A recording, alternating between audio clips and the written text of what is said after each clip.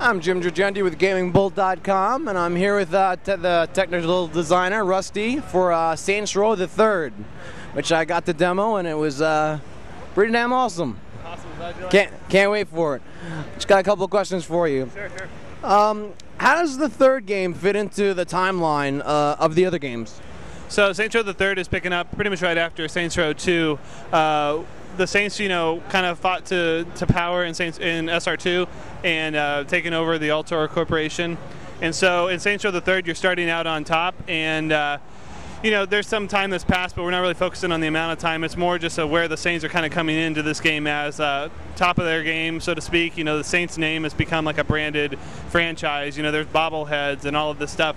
And so we're kind of picking it up from there, where they try to knock off a bank and find out that it's syndicate owned, which is a national multi-gang organization, and so that's kind of where the story picks up. Okay, all right, cool. How will the third game differentiate itself from the competing franchise in the genre? Well, the Saints Row franchise has just a lot of recognition from its player base for being, kind of crazy, over the top.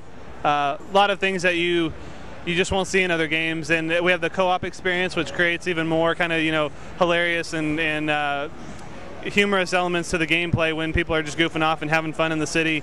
So with Saints Row the Third, what we're trying to do is just really take that and turn it up to 11. We want to do as much over-the-top stuff as we can, and that goes all the way from the open worlds kind of city gameplay, messing with the PEDs, driving vehicles. We have overhauled the physics on the vehicles to make them faster and easier to handle.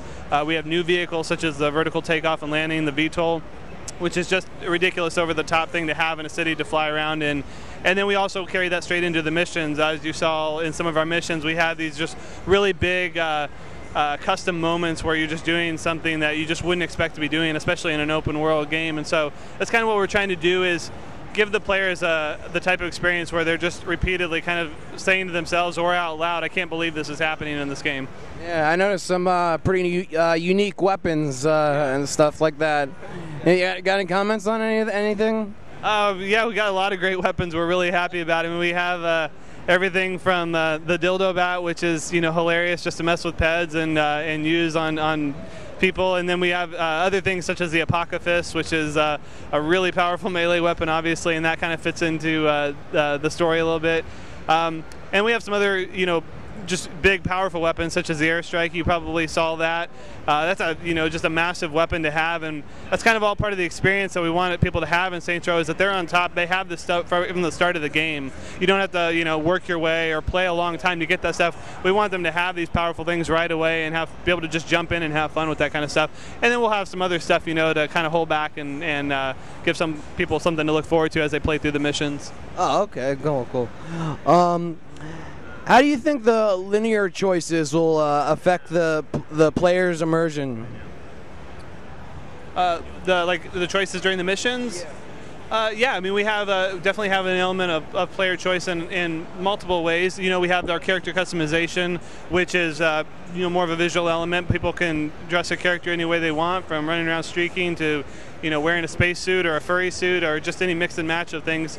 And that suit or that character customization is going to be present in all the cutscenes and in the missions. So you really are taking your character any way you want it to look into the game. And then there's also going to be some critical choices during the missions where the players will be able to make some pretty big decisions that will affect the city long term. Cool. Are there any RPG elements being introduced aside from leveling? Yeah, absolutely. One of the big fan requested elements from Saints Row 2 that we are now bringing with Saints Row the Third is weapon upgrades. So you're not only going to be able to do the character customization, but you're also going to be able to take the weapons that you like, and we'll have some different upgrades for them, which will just make them anything from more powerful to more over the top elements. Excellent. Has the third game taken influence from any other contemporary titles? We take inspiration from a lot of things, no doubt. There's the predominant focus, Joe, is just on that, kind of like I said earlier, just turning it up to 11 and doing over the top. So it could be anything from movies, other stories, other games. What we're looking for is just delivering a fun, the fun gameplay experience and lots of those wow moments. So I couldn't necessarily cite anything particularly, but yeah, I mean, without a doubt, we're going to pull inspiration from different things. Definitely an over the top game. Didn't expect that when I was demoed it. And is there going to be a split screen co-op? Yeah, we'll have online co-op and console co-op. Yeah. Okay, cool. Well, thank you very much, Rusty. I appreciate it. No problem. Thanks.